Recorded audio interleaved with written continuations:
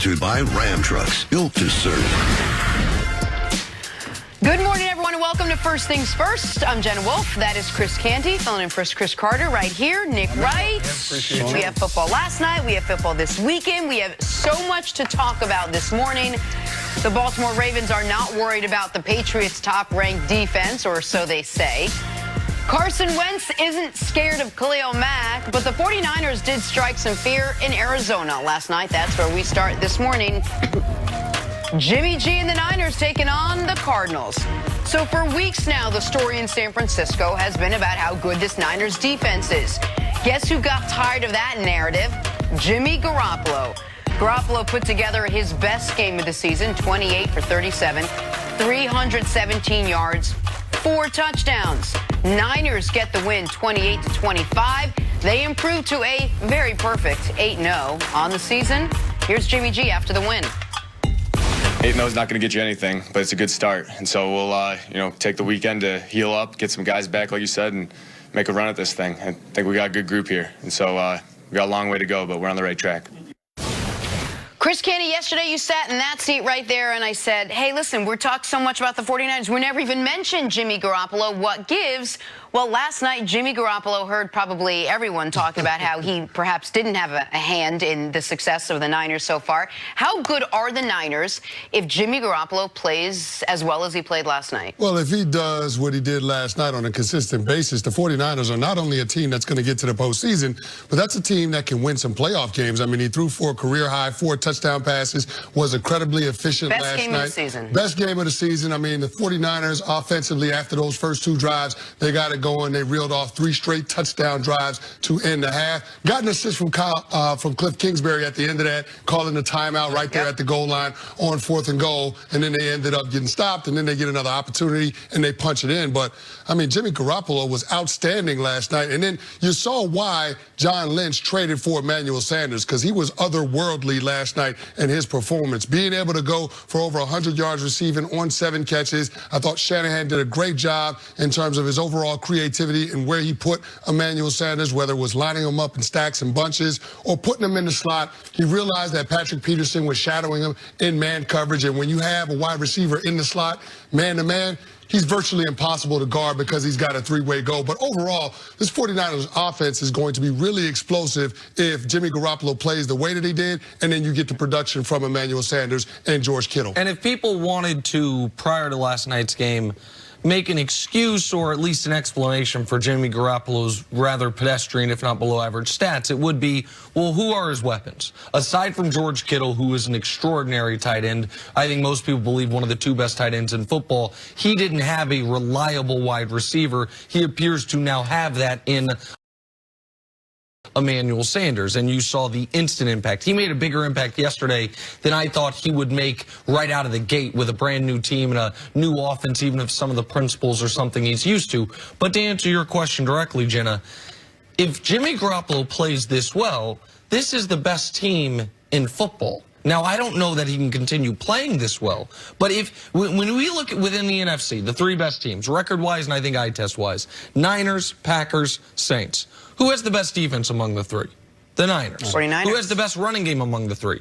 The 49ers. The question is, how much worse is the Niners passing game than one with Drew Brees and one with Aaron Rodgers? And up until last night, the answer was a hell of a lot worse. So much worse that people were concerned, are the Niners going to follow a script that we're very familiar with, which is the great defense, limited quarterback, very good regular season, flame out in the playoff script. That was the script of the Chicago Bears last year. One could argue that was the script of the Jacksonville Jaguars a couple years ago. It was certainly the script of the Vikings in 2015 and damn near every Cincinnati Bengal playoff team that we'd seen during the Andy Dalton, Marvin Lewis era. But is it that the offense isn't good enough, or is it that the jury's sort of still out on this quarterback? We just don't know how, because he hasn't really been tested, and the defense has really won their games. Well, the defense and the running game. The offense, it's not that the offense, this wasn't the, the 2000 Ravens where you questioned, all parts of their offense. This was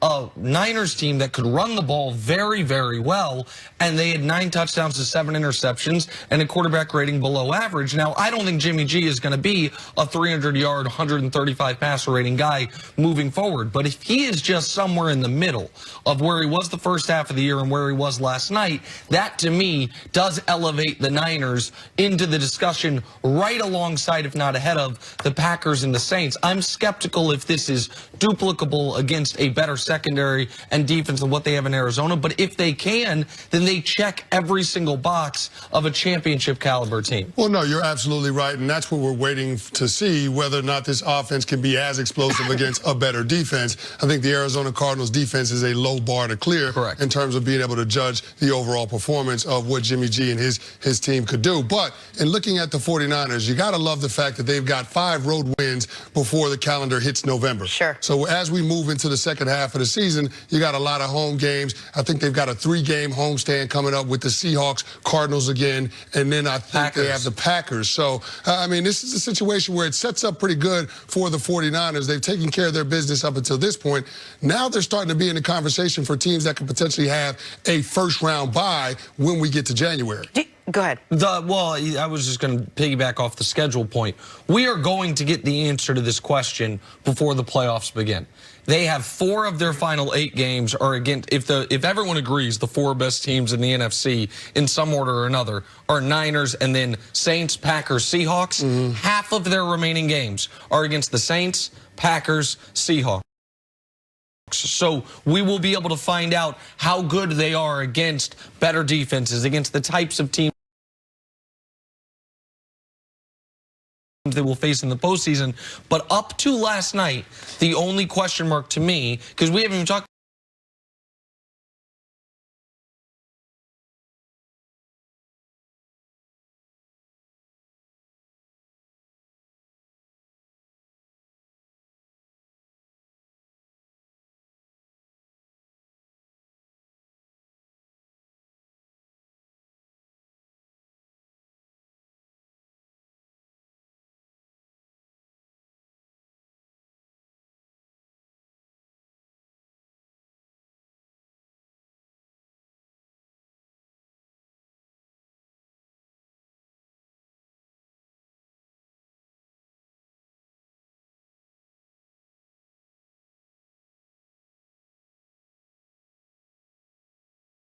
teams around the NFL, other offenses, try to employ that strategy going up against that group, because that's one of the better front sevens, if not the best front seven in all of football. But I do find it really interesting to see the continued progression of Emmanuel Sanders and what he adds to this offense. In his whole season in Denver, which was 5 games, he had 14 catches, 180 yards. In 2 games in 5 days with San Francisco, he's got 11 catches for $140. Like, he looks. And there's a little Kyle Shanahan in that too. 100%. But it's also no matter where you slot Jimmy Garoppolo, he's a hell of a lot better than the quarterback they had thrown to him in Denver and Joe Flacco.